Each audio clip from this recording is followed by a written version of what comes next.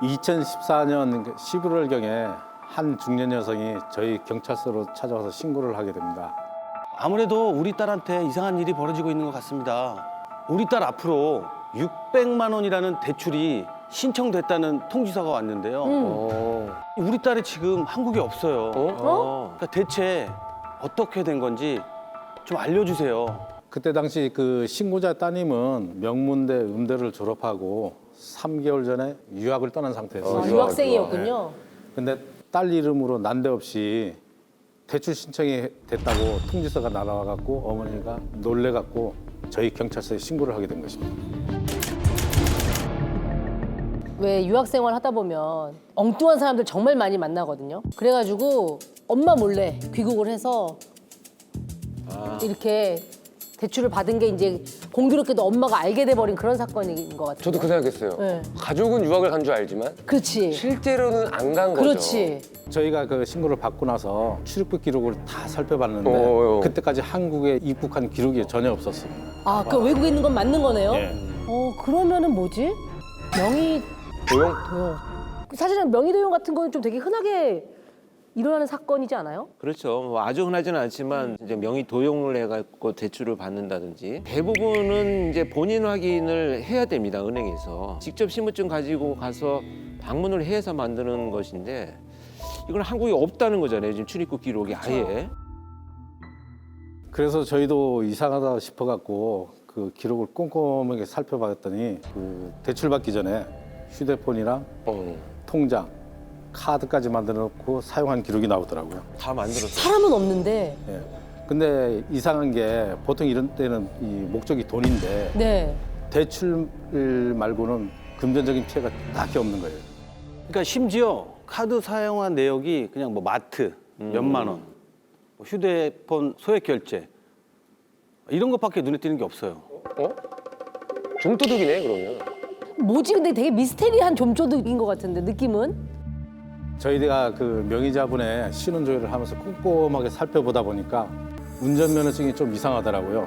뭐 이름, 주민등록번호, 주소 이거는 다 정상인데 딱 하나 이상했습니다. 사진?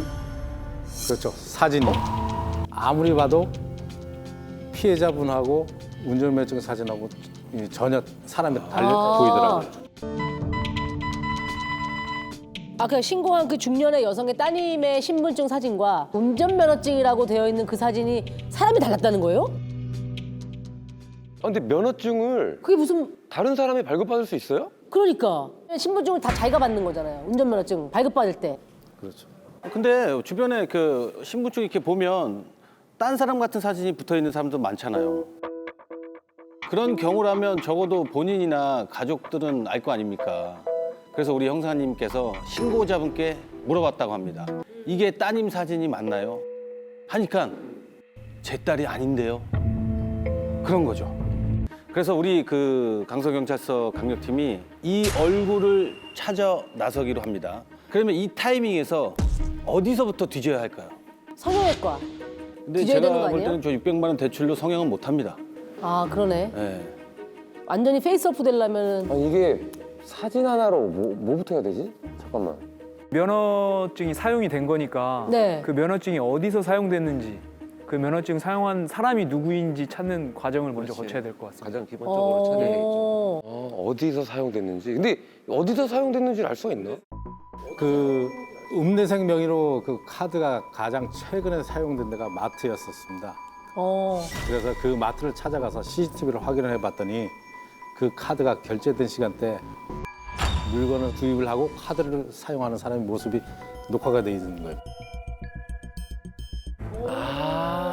그래서 마트에서 나갈 때부터 해서 이 동선을 따라가 CCTV 추적을 나선 거죠. 역추적을 한 거군요. 그래서 그 사람 사는 데 가서 사람 인적사항을 확인해 보니까 30대 김모 씨 여성이 나왔는데 그 나온 인적사항의 사진하고 이 피해자 명의로 발급된 면허증 사진하고 똑같았었어요. 어머. 그 CCTV로 확인한 주소지로 저희들이 찾아갔습니다. 경찰이라고 신문을 밝히고 문을 두드렸는데 한참 있어도 안 열어주더라고요. 한참 후에 이제 좀 나이 드신 아주머니가 이제 나오면서 여기 누구누구 집 맞습니까? 했더니 우리 딸이다. 어. 지금 있느냐 했더니 없다는 거예요. 딸이. 네. 집에 없다. 체포영장이랑 압수수색 영장이 있으니까 집 안은 내부를 수색을 하면서 하는데 이제 들어가서 이제 다 이제 확인을 해보잖아요. 안방 거기서 옷장문을 딱 열어서 딱 봤더니 형사님들 눈이 휘둥그레집니다. 그 범인이 거기에 숨어 있었을까? 단순하게는? 흔한 경우입니다, 그게. 맞습니다. 거기에 그 우리가 찾는 여성분이 네. 이렇게 옷장에 해갖고 이렇게 웅크리고 앉아 있는 거예요. 어머. 그 옷장에 숨어 있던 거네? 근데 당시 그 여성분이 임산부였었어요. 근데 왜 임산부가 그런 행동을? 왜 그랬냐고 저희들이 이제 물어보니까 참 그 말이 그런데 그 피해자분의 인생을 훔치고 싶었대요. 무슨 말이에요, 그게? 왜 하필 그때 그 지갑이 생각났을까요? 내 인생이 끝을 모르는 나락으로 떨어지고 있을 때 오래전 화장실에서 주운 그 지갑을 열어봤습니다. 명문대학 음대 학생증.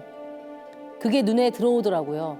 한때 내가 열렬히 꿈꾸었던 삶을 잠시 들여다보려 했을 뿐인데 어느 순간 주체할 수 없는 욕심이 생겼어요.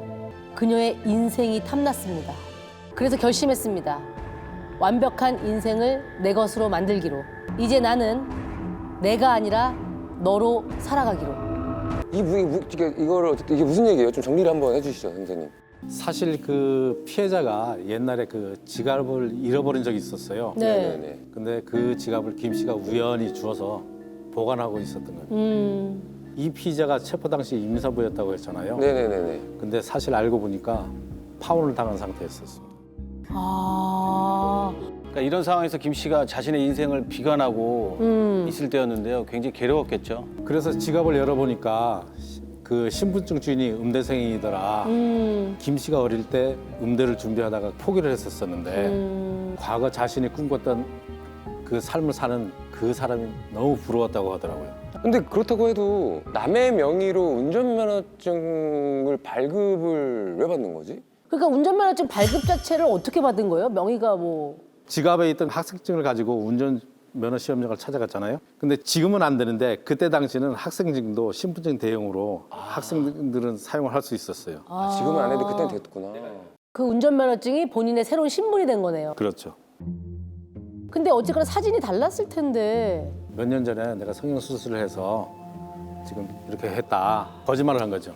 그래서 면허증을 만들고 새로 발급받은 면허증으로 해서 핸드폰도 개설하고 통장도 만들고 카드도 만들고 피해자 SNS를 이제 들어가서 훔쳐보다가 나중에는 학번 주민번호 이런 것 조합해서 대학교도 들어가서 다 메일도 검색하고 다 그렇게 했죠. 결정적으로 바로 이 대목에서 이분의 잘못된 욕망에 불을 지핀 트리거가 있습니다. 바로 그 음대생이 아빠랑 주고받은 메일이 결정적인 트리거였던 거예요. 왜요? 이메일에 무슨 내용이 있었길래? 딸이 해외에 있으니까 아빠랑 이게 메일을 이제 안부를 이제 서로 이제 주고받잖아요. 근데 그 내용 보니까 아빠하고 딸하고 이 대화 내용이 너무 자상스럽고 사이가 너무 좋아 보이는 부러운 거예요. 거지. 이 부럽다고 그 인생을 훔치고 싶은 생각이 들어?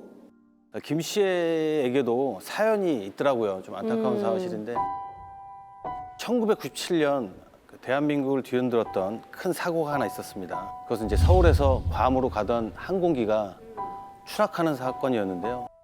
거대한 보잉 747기가 산산이 부서진 채 누워 있습니다. 그때 김 씨는 중학생이었어요. 근데 그 사고로 아빠하고 오빠를 한꺼번에 잃게 됩니다. 비행기 타고 있었구나. 그때부터 이제 김 씨가 이제 우울증하고 공황장애를 알아왔고 잠을 자면은 비행기가 불에 타는 그 악몽을 자주 꿀 정도로 너무 힘들게 지냈대요. 근데 그 음대생은 자상한 아빠하고 화목한 가정에서 행복하게 잘 사는데 나는 왜 이럴까? 삶이 부러운 거지. 결국 그 여자처럼 살겠다고 마음먹었던 거죠. 아니 뭔가 짠한 부분도 없잖아 있지만 그렇다고 해서 범죄가 용납될 수 있는 건 아니에요. 없죠. 네. 피해를 준 거잖아요. 네. 이거는 본인의 그런 슬픔과 우울함을 이용해서 범죄를 저지르고 본인의 진짜 마음을 기만한 거나 다름이 없어요. 네. 이런 경우들이 소위 리플리 증후군이라고 해서요. 얘기하죠. 타인의 삶 속에 내가 들어가 있는 거예요. 그런데 현재의 자아와 이 사회적 목표의 자아가 괴리감이 너무 크면 사람들은 그 괴리감을 줄이기 위해서 노력들을 해나가는 게 정상인데 좀 문제가 생긴 사람들은 이거 노력을 생략해버리고 타인이 성공하는 것을 자기에다 거기다 올려놔요. 어떻게 보면 그 사람처럼 된 것으로 자기가 그냥 살아가는 거거든요. 그렇게 생각을 하고. 병이네요, 병. 그래서 치료를 해야 되는 병입니다. 이제 이 리플리 증후군 생기면 제가 병이라는 말씀 드렸지만 이거 굉장히 위험한 범죄를 일으킬 수가 있어요. 맞아요. 다른 사람의 신원을 자기 것으로 만들기 위해서 상대방을 살해하는 사건들도 있잖아요. 아유, 그 사람의 존재가 완전히 없어져야 내가 그 사람이 될 수 있기 때문에 그렇지, 그렇지. 그렇게 가는 경우를 영화 많이 보잖아요, 우리가. 하차에 나왔던 맞아요. 네.